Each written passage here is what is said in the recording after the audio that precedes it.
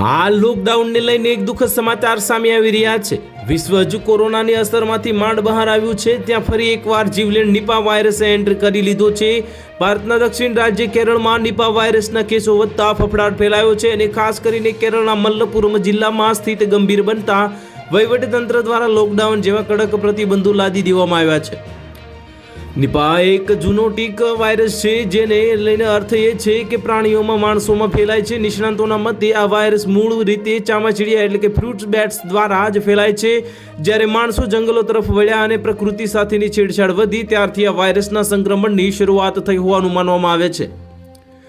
Nipah વાયરસના લક્ષણો સામાન્ય રીતે સંક્રમણના 4 થી 14 દિવસમાં દેખાવા લાગે છે। શરૂઆતમાં તીવ્ર અને અસહ્ય માથાનો દુખાવો, ઉધરસ, ગળામાં દુખાવો અને શ્વાસ લેવામાં તકલીફ થાય છે।